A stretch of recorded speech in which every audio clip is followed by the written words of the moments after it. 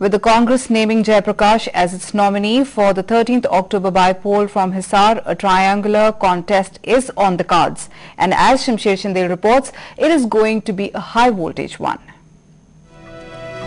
Hisar is warming up to another big battle between the three giants, Jay, Ajay and Kuldeep. Common to these three names is in the meaning, which can be interpreted as victory. But who stands true to his name on October 13th is what Haryana's eyes are centered on. The countdown for the endless wooing of voters for the by-elections has already begun.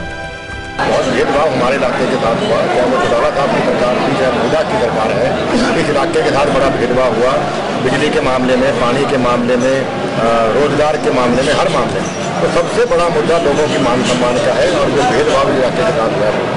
इस चुनाव ने पूरे प्रदेश की नहीं, समूचे देश की राजनीति को एक नई दिशा दी।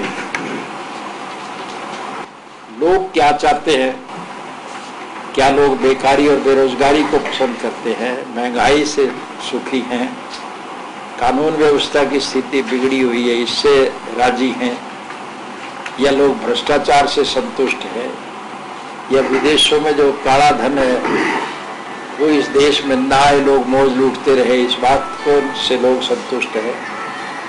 क्या व्यापारी के व्यापार पर निरंतर चोट पड़ती रहे, टैक्सों की मार पड़ती रहे, व्यापारियों से फिरौतियां वसूल की जाती रहे, या किसान की भूमि कोड़ियों के भाव अधिग्रहण करके बड़े बड़े बिल्डर्स और डेवलपर्स को करोड़ों के भाव बेची जाए।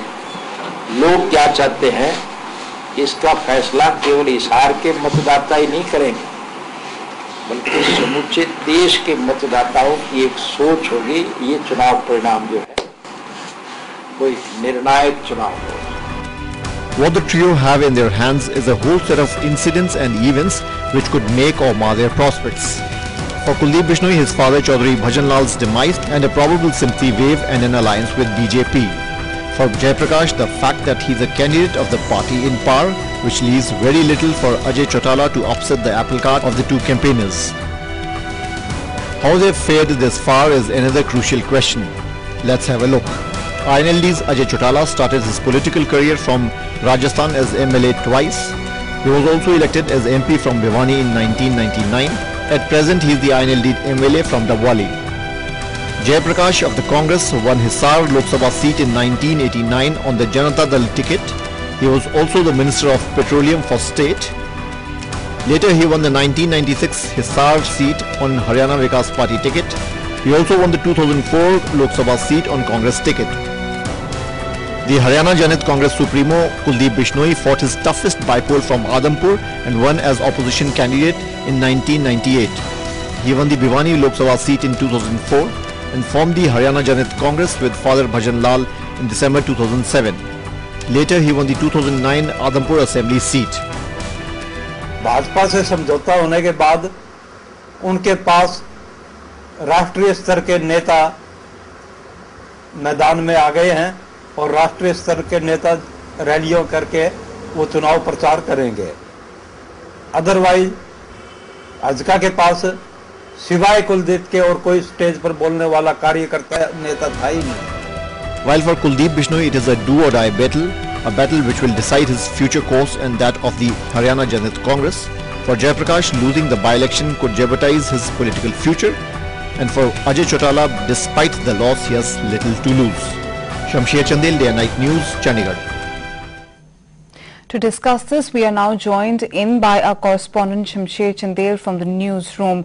Shamsher, हिसार में ट्रायंगुलर कॉन्टेस्ट है और तीनों ही उम्मीदवार पॉलिटिकल हैवी वेट्स माने जाते हैं। आप किस तरह के चुनाव की उम्मीद कर रहे हैं? देखिए, ये ट्रायंगुलर कॉन्टेस्ट जरूर है, मगर सिंपथी वेव जो है भजन लाल के डिमाइज के बाद उससे ये साफ हो जाता है कि जो कुलदीप बिश्नोई है काफी उन्हें अपर हैंड होगा इस इलेक्शंस में। और ऑल्सो ये जो हिसार कॉन्स्टिट्यूएंसी एक नॉन जाट कॉन्स्टिट्यूएंसी है, 67% जो वोटर्स हैं वो नॉन जाट्स हैं।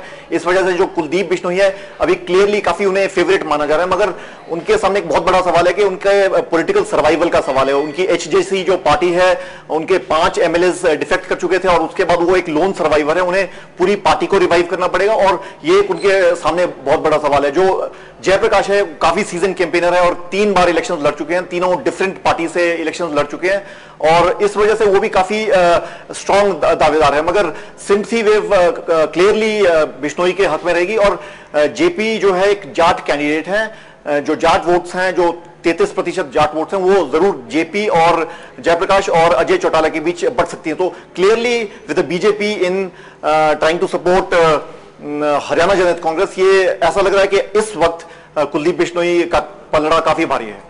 तो बीजेपी का जो हरियाणा जनहित कांग्रेस को दिया गया समर्थन जो है वो कितना निर्णायक साबित हो सकता है आपके हिसाब से? देखिए, बिश्नोईज यहाँ नॉन जाट वोट बैंक काफी उनके बैंक में है, वो ऑलरेडी उस पर थ्राइव करते हैं। जब बीजेपी उनके साथ नहीं भी थी फिर भी भजनलाल और कुलदीप बिश्नोई यहाँ से काफी अहम इलेक्शन लड़े थे, जीते थे। आदमपुर इलेक्शन 1998 में सबसे मुश्किल इलेक्शन था और कुलदीप बिश्नोई तब भी जीते थे। मगर ये जो बीजेपी का सपोर्ट है, it's more of a symbol for future alliance. इस वक्त बीजेपी जो सपोर्ट करेगी उसका ज्यादा फर्क नहीं पड़ने वाला है, मगर फ्यूचर में 2014 इलेक्शंस में उसका जरूर फर्क पड़ेगा। ये एक सिंबल है कि सिग्नल भी है कि आगे आने वाले चुनाव में बीजेपी और हरियाणा जनहित कांग्रेस साथ रहेंगी। जी, धन्यवाद Shamsher. We'll move ahead. A Delhi court today deferred till 24th September the verdict in the Mirchpur case. Meanwhile, the Haryana police have moved around 2,000 police personnel to various parts of Hisar and Karnal districts as preventive measures. The verdict, which was initially to be announced on 20th August, was kept pending for 27th August, but finally got adjourned for 17th September. Nearly 100 members of the Jat community had been booked for the killing of 70-year-old Tara Chand and his teenaged daughter Suman at Mirchpur village in Hisar on 21st April last year.